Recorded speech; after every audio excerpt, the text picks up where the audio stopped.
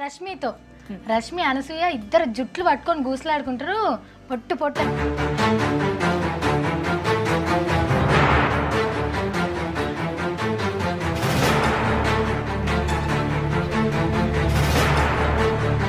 అనసూయ భరద్వాజ్ పేరు వింటే ముందుగా గుర్తొచ్చేది జబర్దస్త్ యాంకర్ అనసూయ అని. అనసూయకి అంత పేరు తెచ్చిన షోనే ఆమెను దెబ్బతీసింది. ఆ షోతో వచ్చిన క్రేజ్ ని ఉపయోగించుకుని తన అందచందాలతో కుర్రకారుని ఆకట్టుకుని ఎన్నో ఆఫర్స్ సంపాదించింది. ఫైనల్ గా ఆ షోకి హ్యాండ్ ఇచ్చేసింది అనసూయ. 2021లోనే ఆమె ఒక్క ఎపిసోడ్ కి లక్షల వరకు చార్జ్ చేసేది. ఇక ఆ టైంలోనే ఆమె 80 లక్షల ట్యాక్స్ కూడా కట్టేది. ఈ రేంజ్ లో ట్యాక్స్ అంటే సినిమాకి ₹1,00,00,000 రెమ్యునేషన్ తీసుకునే టాప్ హీరోయిన్స్ మాత్రమే కడతారు. అసలు అనసూయకి మల్లెమాలకి మధ్య జరిగిన గొడవ ఏంటి? జబర్దస్త్ షో టీఆర్పీ పడిపోవడానికి కారణం అనసూయేనా? సినిమా అవకాశాల కోసమే అలాంటి పనులు చేసిందా? అనసూయకి ఇన్కమ్ ట్యాక్స్ డిపార్ట్మెంట్ నోటీస్ కి కారణం ఏంటి? అనసూయ ఆస్తుల విలువ ఎంత? అసలు ఐటమ్ సాంగ్స్ ఎందుకు చేసింది? ఒక్కో సినిమాకి ఎంత తీసుకుంటుంది? అనసూయ చిన్నపాటి నుండే ముదురు పనులు చేసేదా అనే విషయాలు ఈ వీడియోలో తెలుసుకుందాం. వీడియోకి ఒక లైక్ కొట్టి చివరి వరకు చూడండి. ఇప్పటి వరకు అనసూయ గురించి ఎక్కడ చెప్పని ఒక కొత్త విషయం ప్రూఫ్ తో సహా మీకు చూపిస్తాం. అనసూయ 1985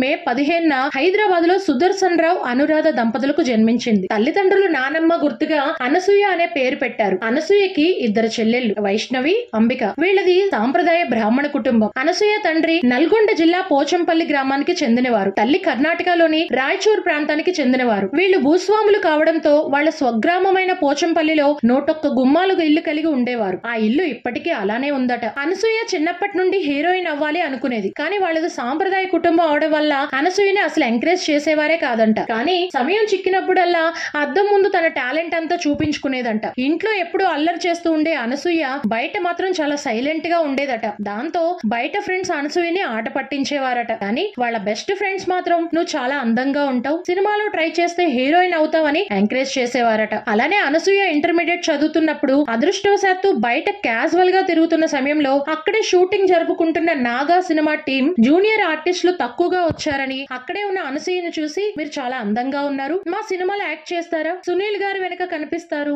ఎన్టీఆర్ గారు హీరో అని చెప్పడంతో ఒప్పుకున్నారు. ఆ తర్వాత సినిమాల మీద ఇంట్రెస్ట్ తో ట్రై చేద్దాం అనుకుంటే ఇంట్లో వాళ్ళ నాన్నగారు ఒప్పుకోలేదు. ఆయన కూతుర్ని ఆర్మీలో జాయిన్ చేయాలని ఎన్సీసీలో చేర్పించారు. చేసేదేమీ లేక నాన్నగారి మాట ప్రకారం ఎన్సీసీలో జాయిన్ అయింది. కానీ సినిమాలో చేయడానికి ఎలాగో ఒప్పుకోలేదు. కనీసం నాకు ఇష్టమైన ఎయిర్ హోస్టెస్ అవ్వాలి అని అనుకునేది. ఇక ఆ టైంలోనే బీహార్ కు చెందిన శశాంక్ భరద్వాజ్ అనసూయని ప్రేమించాడు. సాధారణంగా ఎవరిని అంత త్వరగా నమ్మని అనసూయ సంవత్సరంన్నర తిప్పించుకున్న తర్వాత శశాంక్ భరద్వాజ్ లవ్ ని యాక్సెప్ట్ చేసింది. అయితే ఎన్సీసీ పూర్తయ్యాక కొన్నాళ్ళకి అనసూయ నాన్నగారు ఆమెకి సంబంధాలు చూడడం మొదలు పెట్టారు. అప్పుడు అనసూయ మనసులో మాత్రం ఏదైనా సంబంధం ఖరారు అయిపోతుందేమో అనే భయం మొదలైంది. ఇక ఆ భయంతోనే తన ప్రేమ విషయం నాన్నగారితో ఓపెన్ గా మాట్లాడాలని నిర్ణయించుకుంది. నాన్న, నాకు శశాంక్ భరద్వాజ్ అనే అబ్బాయి అంటే ఇష్టమని చెప్పేసింది. ఆ మాట వినగానే నిన్ను ఆర్మీలో చేర్పించాలని ఎన్సీసీకి పంపితే లవ్ గివ్ అంటే పిచ్చి పనులు చేస్తున్నావా, ఎవడినో ఒకరిని చూస్తా పెళ్లి చేసేస్తా అని ఖరాఖండిగా చెప్పేసి వెళ్లిపోయారట. వాళ్ళ నాన్నగారు అలా అన్నారని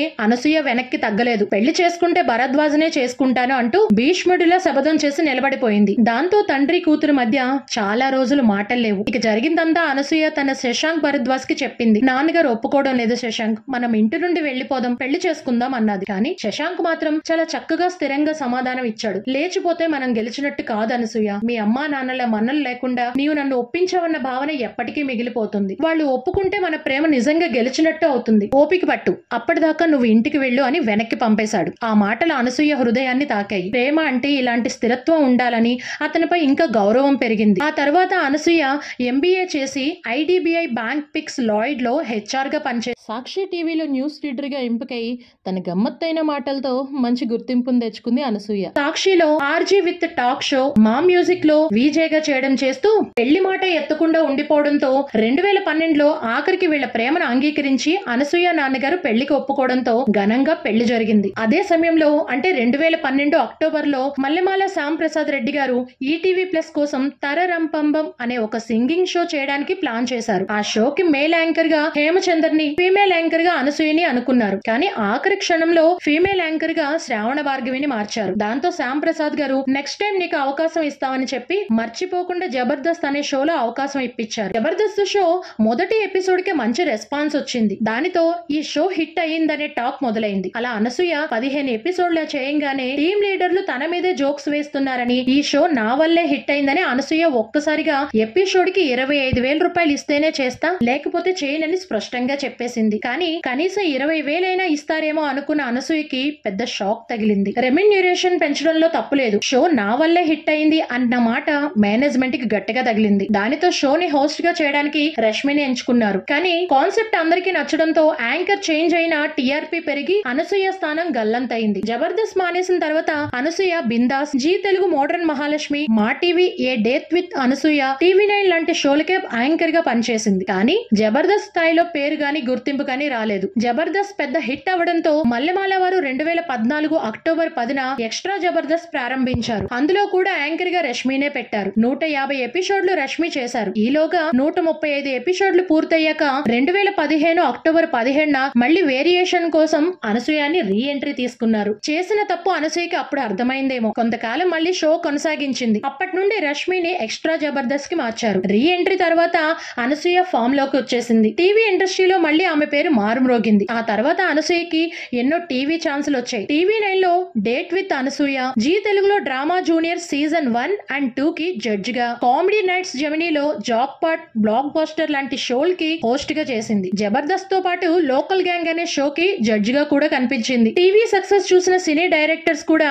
అనసూయ వైపు మళ్లారు. అలా ఆమెకు సోగ్గాడే చిన్ని నాయన, క్షణం, విన్నర్, గాయత్రి, మీకు మాత్రమే చెప్తా, కథనం వంటి సినిమాలో ఛాన్సులు వచ్చాయి. ఆ తర్వాత సుకుమార్ దర్శకత్వంలో వచ్చిన రంగస్థలంలో రంగమ్మత్త పాత్ర ఆమె కెరియర్ ను మలుపు తిప్పింది. ఆ పాత్రకి వచ్చిన సక్సెస్ తో అనసూయ అని పెట్టి సూయ సూయ అనసూయ అంటూ ఐటెం సాంగ్స్ చేసి మరి తన క్రేజ్ ని ఉపయోగించుకున్నారు. దాంతో వరుస అవకాశాలు రావడం మొదలయ్యాయి. ఇక అనసూయ సినిమాలో కూడా తన రెమ్యూనరేషన్ పెంచేసి సినిమాకి 50 లక్షల నుండి ₹1 కోటి వరకు తీసుకుంటుందని టాక్. సినిమాలు చేస్తున్నప్పటికీ జబర్దస్త్ చేస్తున్న అనసూయ ఇంత బిజీ షెడ్యూల్ లో జబర్దస్త్ కంటిన్యూ చేయాలంటే ఒక్కో ఎపిసోడ్ కి 5 లక్షలు ఇస్తేనే చేయగలను అని చెప్పేసింది. ఈ రేంజ్ లో ఇంతవరకు ఎవరికి పే చేయని మల్లెమాల టీం కొత్త యాంకర్స్ తీసుకుని ట్రై చేద్దామని వదిలేశారు. దాంతో అంత మంచి షోని ఎలా వదులుకున్నామని భర్త భరద్వాజ్ షాక్ అయ్యాడు. అయితే జబర్దస్త్ కోసం మల్లెమాల కొన్ని రోజులు సౌమ్యారావుని, సిరి హనుమంతుని ట్రై చేశారు. కానీ ఆ షోకి ఉన్న ఆదరణ తగ్గి టీఆర్పీ దాదాపు సగానికి పడిపోయింది. దీంతో అనసూయ ఉక్రోసం తీరింది. ఒకప్పుడు షో నా వల్లే హిట్ అయిందన్న మాటకి యాంకర్ ని మార్చేసిన మల్లెమాలకి షాక్ తగిలినట్టు అయింది. నిజానికి ఇలాంటి షోస్ కి